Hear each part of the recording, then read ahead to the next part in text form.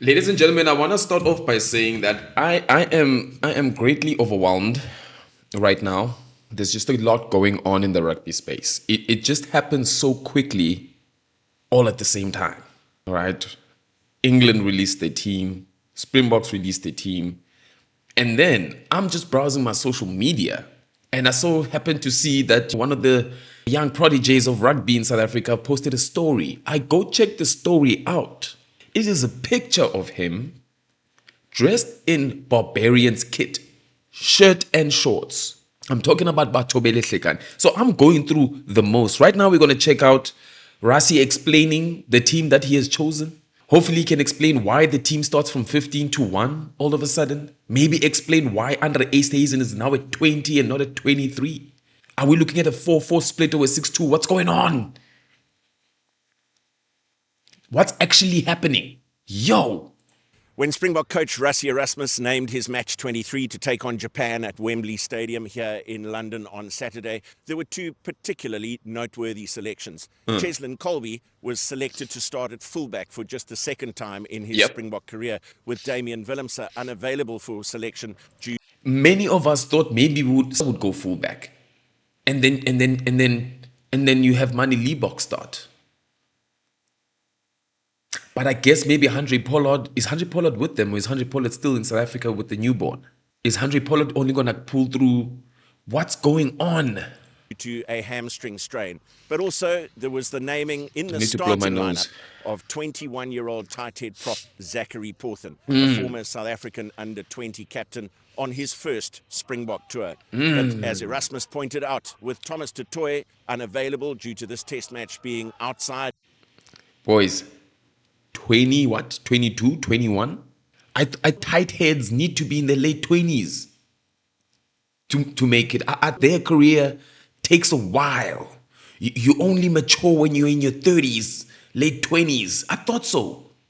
Of the test match window, there was always going to be an opportunity for Porthen, and he's full of confidence in his ability. Not just me, the whole coaching group, of course, there's a defense coach, he can tackle. Okay, boys, this is different. I thought I was going to be reacting to a press conference. I do understand that this channel that I'm reacting from currently generally do not post the questions, so it will just be like a montage or like just a collection of Rassie just answering questions, but you wouldn't have heard what the question was. That was the annoying part, but I enjoy them for the quality in audio and visuals. The visuals just went up 20 notches. Oh, voiceover? Come on, sign me up for this content, boys. Not just me, the whole coaching group, of course, there's a defense coach, he can tackle, Zach can tackle, can he scrum, he get on, happy that he can scrum, obviously can he support in the line out. I think the biggest challenge for him was he's probably one of the few players that have a nice... Oh man, look at this editing. Look at this editing. Supersport, what are you doing?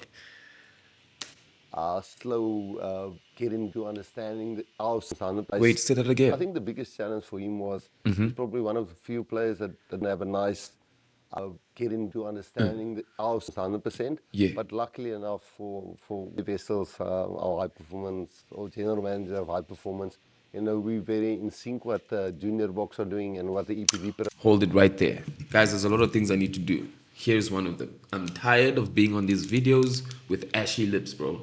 There you go. We're not going to be doing that. I still need to blow my nose, though. Of high performance.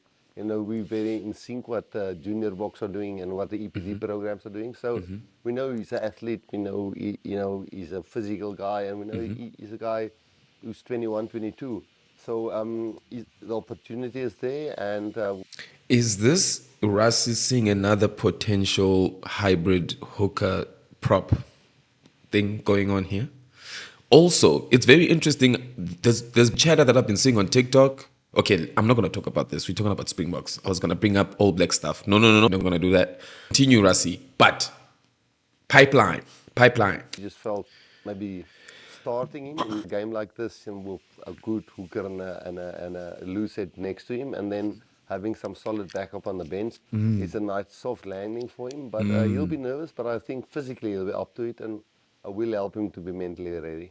Okay. You didn't want to risk Damian Willemse with a hamstring strain, and he was the bad is it? you could say, out-and-out fullback selected for this tour. Yeah. But Cheslin Kolbe has played in the position before in the starting lineup, and was that also a fairly straightforward decision for you given the circumstances? I think the other option could have been Mani to 10 and Sasha That is what I said. to 15, or 100 to 10 and to 15 Also, and Mani onto the okay. bench. But it's for to get continuity and with Damien and with Jesse and making sure that all the different combinations get a bit of a chance of getting used to each other. And with Ethan really doing well and coming back, you could put Kanan also on the wing if you wanted to, or Kanan at fullback. He certainly played that fullback also a lot.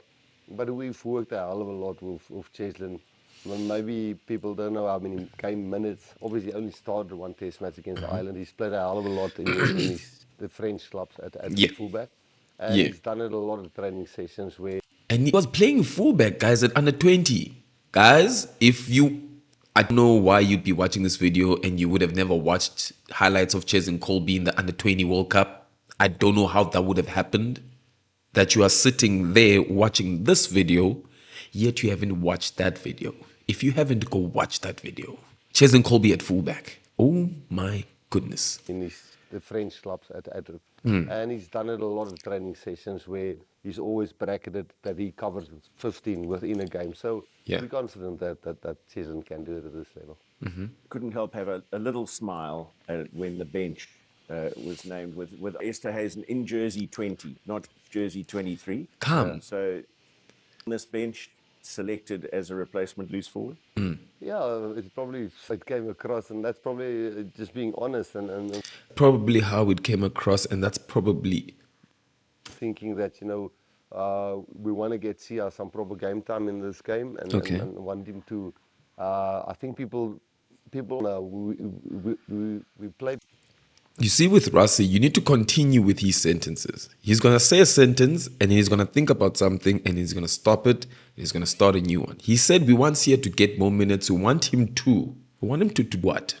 He's going to mention something about playing until you're tired. I think people we play players to a certain stage until they're tired. And we could have put Marco on the bench, go just purely 6-2, and Marco would have maybe replaced Sia at a few 60 minutes or 50 minutes.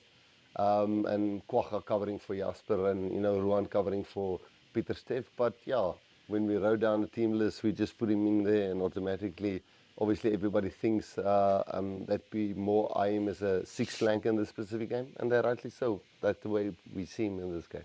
Oh man, look at that face. I don't believe, bro, Him as a sixth flanker in this specific game, and they're rightly so. That's the way we see him in this game. Why you Evans lie? played 80 minutes for the Sharks last weekend, not playing this weekend. Neither Peter Steff du Toit, two of the most senior Springboks in the squad. But does that come down to managing minutes as well with some of your more senior players looking ahead to the rest of the tour? Yeah, definitely. Not in a way to manage Evans' time and Peter Steff's time, but also manage Lewitt's time or lack of time. And RG's lack of time because he also had a bit of an injury when he was at Leinster. And also Franco Moster hasn't played for a while. So a nice thing would have been also to rest Ruan a little bit in this game because he's really played a lot of minutes. But then we didn't have an out seven flanker cover as well. So yeah, obviously guys like Peter Steff and Evan would be in the match set 23. But it's balancing guys' lack of game time, who's playing in the Japanese league with no rugby at this stage, and then other guys who's played quite a lot of matches. And also refocusing on the reason you wanted this game as well is to get some preparation time in ahead of the French test a week later. Yeah, but we've caught ourselves, and I think it was exactly that Irish test match in 2022 when our first match was Ireland. And we had 6 or 7 Japanese base players in our team, and they haven't played for 3-4 weeks. And we only really got into that match here by minute 60 or minutes 65 to 70. And that we just felt giving those guys an extra match. That's why the bulk of the players are probably Japanese base players with a lack of game time. And that also understands that's why we pick the team. It's a fascinating tour, isn't it? It's a long tour, and 5 opponents with distinctly different qualities that you've got to prepare for in consecutive weeks. I'm enjoying this. Yeah, I must say it's been one of the toughest tours. not just because It's not a they're grand island slam of though. France. They are always difficult, Yeah. but Italy certainly they were up there when we played them. The test Yeah. was a bit better, but the Hey. first one we didn't do well. Hey. And then the Welsh test match, I always found the Welsh tough team to play against, and they'll be on their way back. They've got a new coach there. Now we start with Japan. Everybody talks about the whole Brighton thing that will always heavy be on our. Yeah, so it's first time in a long time that we play 5 matches at the end of year tour, and this is normally when we get a little bit tired, but we can't use that excuse anymore. And we wanted these 5 matches, so now we must deliver. And a Japanese team arriving on the back of a very narrow defeat to Australia. Yo, Japan. Okay. Okay. I mean, they were playing a Wallabies 15. I get it. 19-15 is a good score. A different That's a good proposition score. to when you last faced them in the World Cup in 2019. Yeah, and even in the World Cup, and the warm-up match, I think was convincingly that we beat them. But the actual playoff match, I think at minute 55, we scored a maul try of about 70 meters. And that's how we actually won that match. It was a really tight match up until then. Tony Brown was actually one of the coaches coaching against us then. So I don't think, people are looking at this lucky upset when Japan beat Tier 1 nations. So when we analyze them and when we look at the profile of their players and the way Eddie has been coaching them, and obviously with Victor being involved and Gary Gold being involved, and a lot of their players play with our players in the league, I guess that fear of bigger tier 1 nations is gone because they play with a Malcolm Mark. I think the hooker who's playing, him and Malcolm is the same club. So he would have scrum against Malcolm every single weekend, So I just think then this minnow team that's going to surprise every now and then. I think they're just growing from strength to strength. Yeah. 28th of October, Cheslin Colby's birthday, and also happy anniversary. Yeah, I only saw that on WhatsApp, and I only sang song for Cheslin giving there. I didn't know his birthday was on anniversary yeah, but it's a nice. But we can't live in the past. It's now the future, and we must do well on Saturday. Yeah. That was nice. That was nice. I enjoyed that. All right. All right. I don't know. Thanks, Rassie, bro, because potentially we could also be sitting with a 4-4. Kwagga Smith could literally find himself at wing. Andre Easthuizen, like literally from Andre, that could be the backline reserves forwards. Yeah, ladies and gentlemen, thank you for watching. Check you on the next video. We out. Hila!